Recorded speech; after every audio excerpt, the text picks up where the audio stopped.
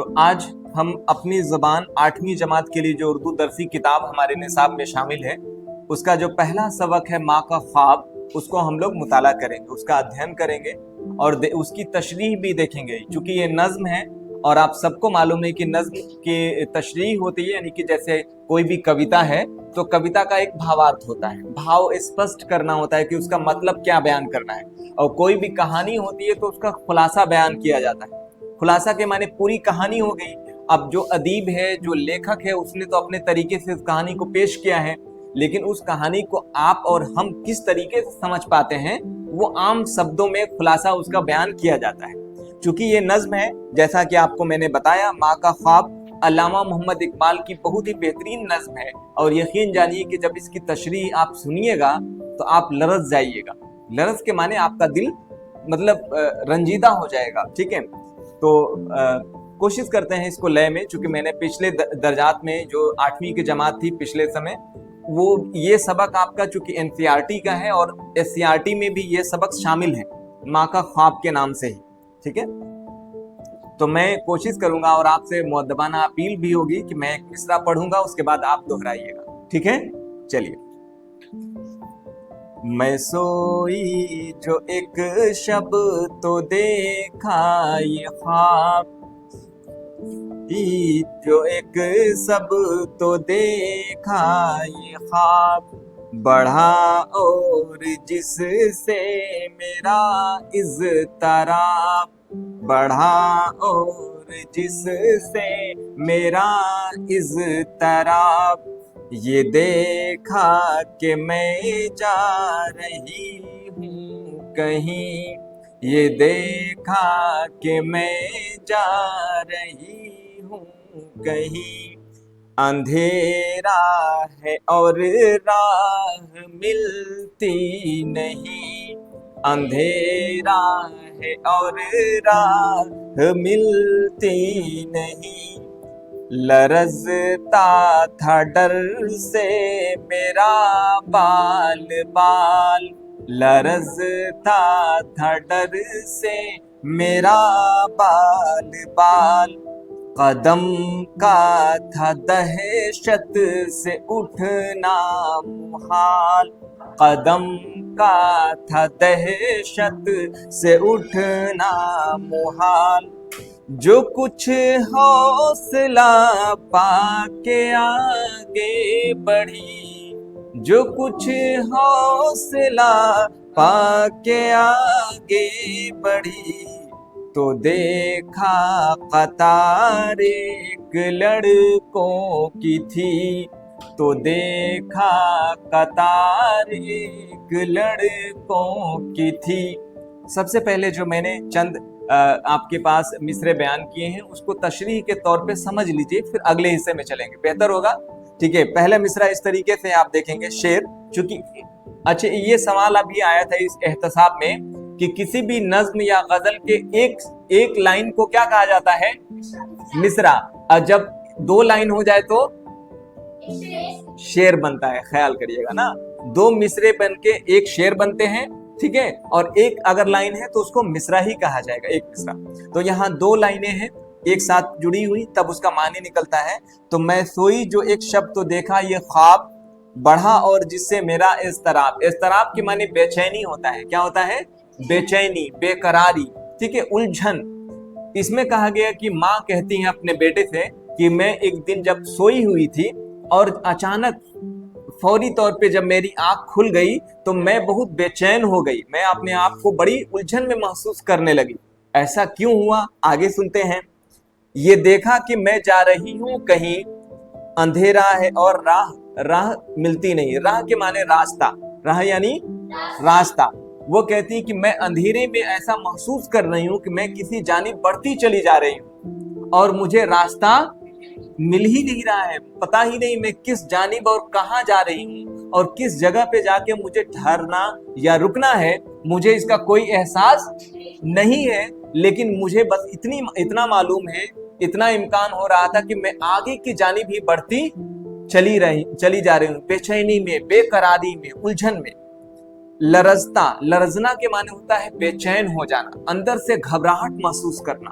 ठीक है।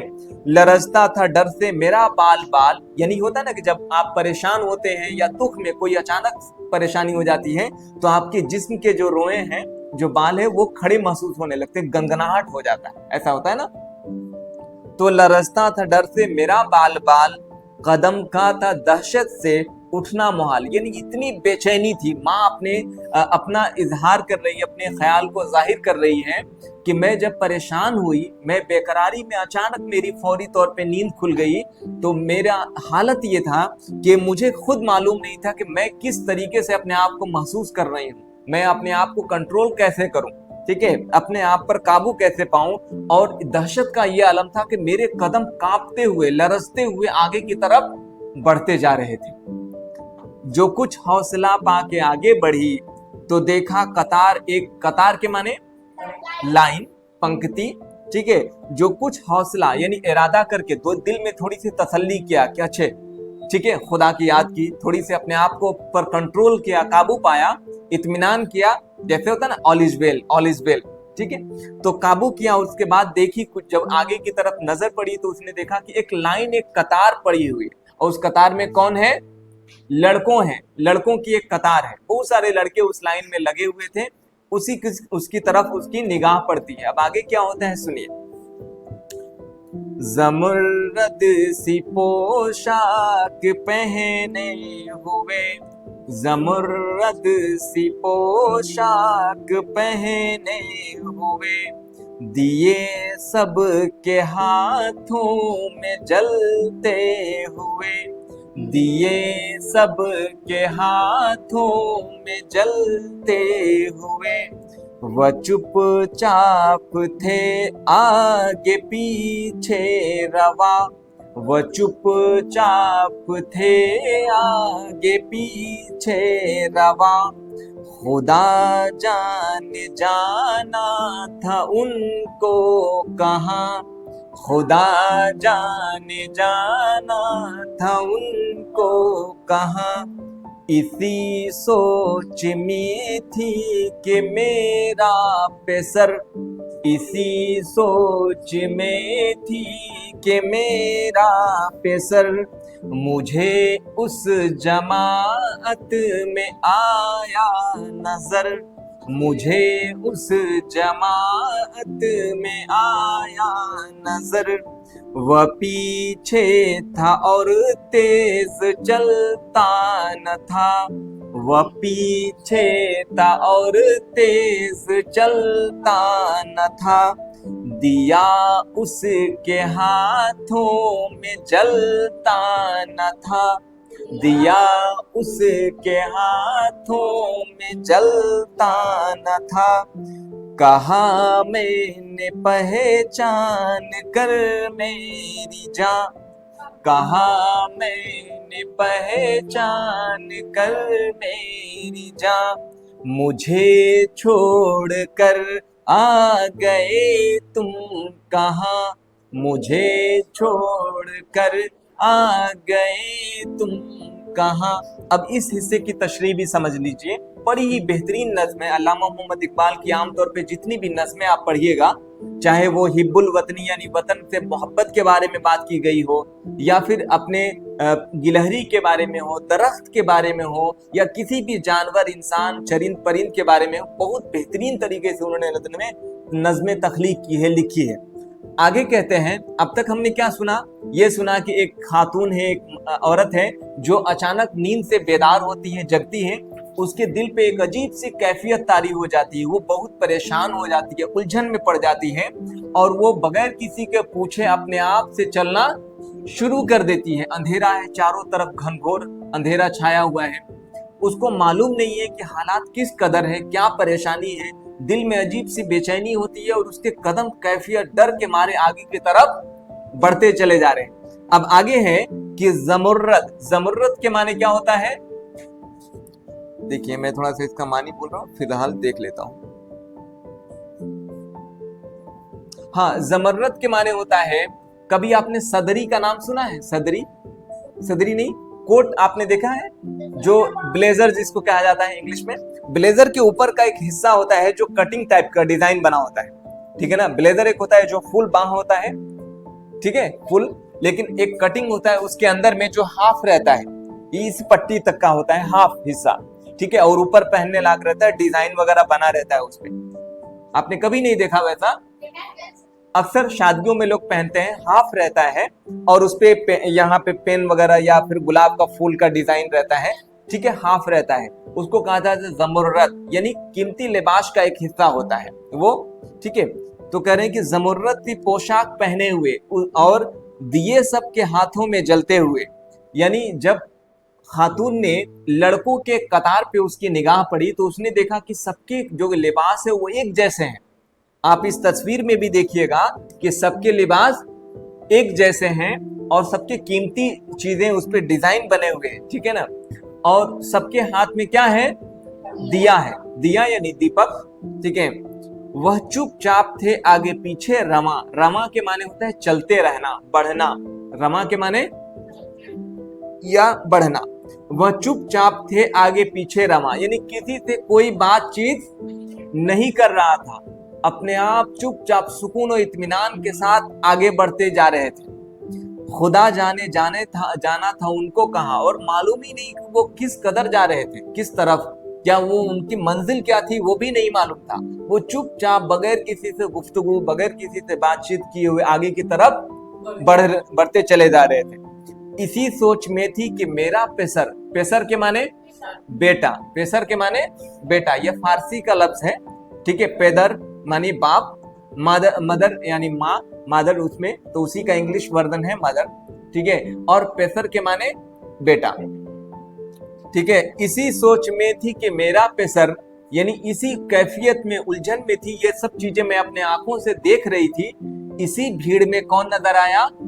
मेरा बेटा। ये खातून बयान कर रही है, वो औरत बयान कर रही है कि उसी बच्चों के, लड़कों के गिरोह में, कतार में मेरा बेटा नजर आया, ठीक है। मुझे इस जमायत में, जमात के माने होता है भीड़, जमात के माने भीड़ या ग्रुप, गिरोह, आप जिस नाम से भी जान सकते हैं, आया नजर। वह पीछे था और तेज चलता न था। अपने माँ बेटे को लरस के कहती है कि अजीब कैफियत है कि मैंने जब अपने बेटे को देखा उस कतार में, उस लाइन में, जिस कतार में सभी बच्चों के हाथ में क्या जल रहा था? दिया जल रहा था, लेकिन मेरा जो बेटा है वो एकदम धीरे धीरे, तेजी से नहीं चल पा रहा था। दिया उसके हाथों में जलता न था, और यही नहीं बल्कि उसके हाथों में दिया भी नहीं जल रहा था, जबकि बाकी के लोगों के हाथों में दिया, शुक्रिया, जल रहा था, ठीक है। कहा मैंने पहचान कर मेरी जान। अब माँ जो है अपने बेटे को जब देखती है, जो उसका बेटा जुदा हो चुका है, आप आगे भी देखेंगे कि क्या कैफियत थी, क्या मामला था और क्यों ऐसा हो रहा था। बड़ी इंटरेस्टिंग ये नज्म है, अमूमन ऐसा नज्म आपको सुनने को नहीं मिलता है। तो कहा मैंने पहचान कर मेरी जान, मुझे छोड़कर आ गए तुम कहाँ। माँ परेशान हो जाती है अपने बेटे को और कहती है कि बेटा तुम मुझे छोड़कर कहाँ चले आए हो। इस कैफियत में, इस परेशानी में उससे गुफ्तगू करती है, बातचीत करती है। आगे क्या मरहला पेश आता है, आगे क्या होता है, सुने। जुदाई में रहती हूँ मैं बेकरार, जुदाई में रहती हूँ मैं बेकरार, पिरोती हूँ हर रोज अश्कों के बाद, पिरोती हूँ हर रोज अश्कों के बाद।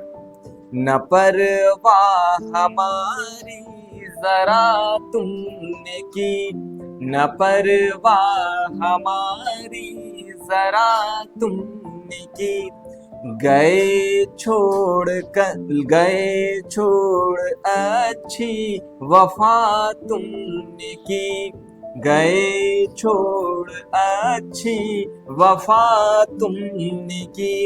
जो बच्चे ने देखा मेरा पेचो ताप, जो बच्चे ने देखा मेरा पेचो ताप, दिया उसने मुंह फेर कर ये जब यूं जवाब, दिया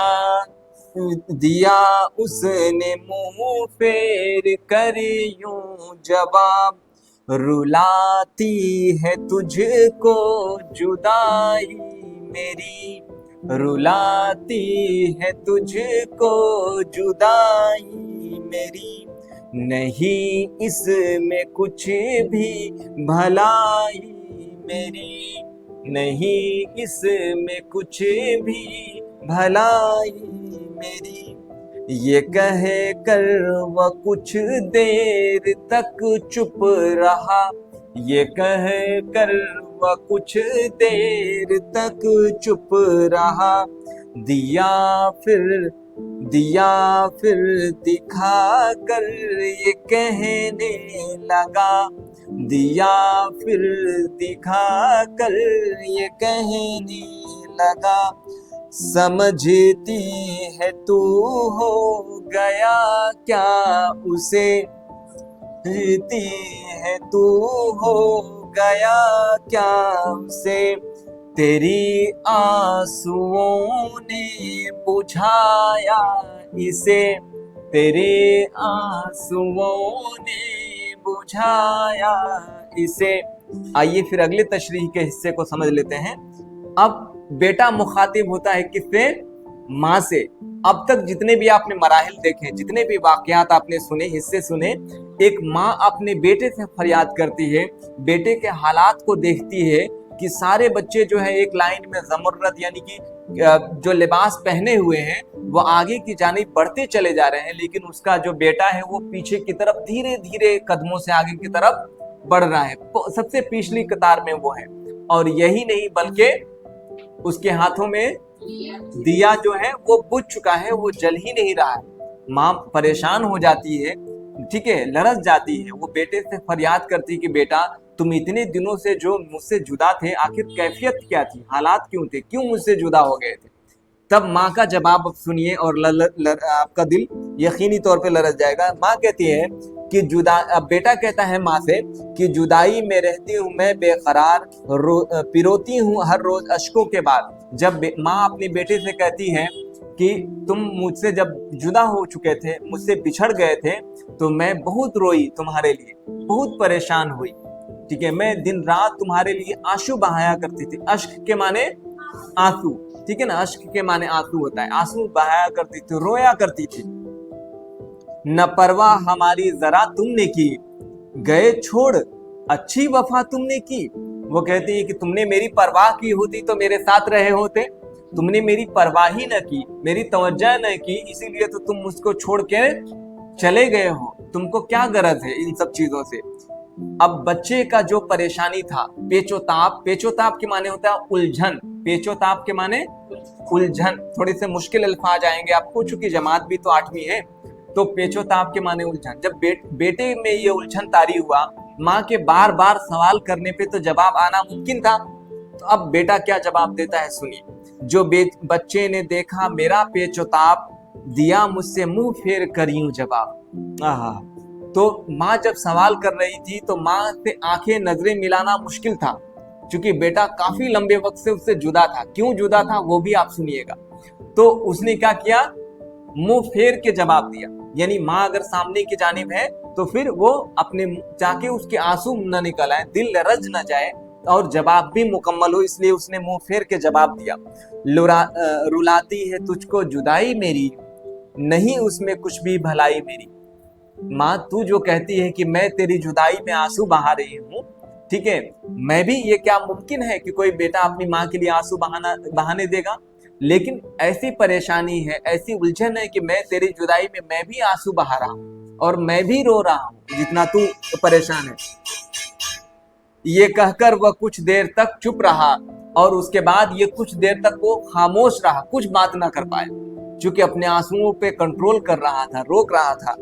दिया फिर दिखाकर ये कहने लगा कि ये जो दिया है मेरे हाथों में, ये ऐसे ही थोड़ी बुझ गया है।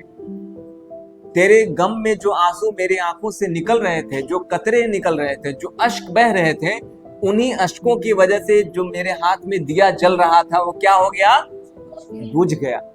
तब माँ का दिल लरज जाता है और ये फिर वो एहसास होता है दोनों को कि वाकई में जिस तरीके से एक माँ अपने बेटे से मोहब्बत करती है, उसी तरीके से बेटा अपने माँ से भी मोहब्बत करता है। अब आपसे सवाल करता हूं कि बेटा गया कहां था। ये नज्म का पूरा तशरीह आपने सुना, यकीनी तौर पे आपके दिमाग में कुछ समझ में आ गया होगा। अल्लामा मोहम्मद इकबाल की ये नज्म। अब सवाल आपसे कि बेटा गया कहां था, आखिर ये कैफियत माँ के साथ बेटे के साथ क्यों तारी हुई, दोनों की गुफ्तगू का मतलब क्या था, बेटा कहां गया था? कोई आइडिया नहीं? बेटे की इंतकाल हो चुकी थी, बेटे की मौत हो चुकी थी, अपने माँ से बेटा जवानी में ही जुदा हो चुका था और वो ख्वाब में देखती है। इसीलिए तो इस नज्म का टॉपिक क्या है, मजमून क्या है, उन्वान माँ का ख्वाब है। उन्वान माँ के ख्वाब में बेटा नजर आता है कि बेटा मर चुका है। ठीक है, तो माँ के मरने के बाद ये जब बेटा है वो जुदा हो जाता है और उसी की कैफियत ये मालूम करती है। बेटा, माँ पूछती है कि तुम्हारा ये कैसे हालत हो गया, क्यों ऐसी हुई परेशानी, तो वो बेटा अपने माँ को बयान करता है। ठीक है, चलिए इसी के साथ आज का ये सबक मुकम्मल होता है। शुक्रिया।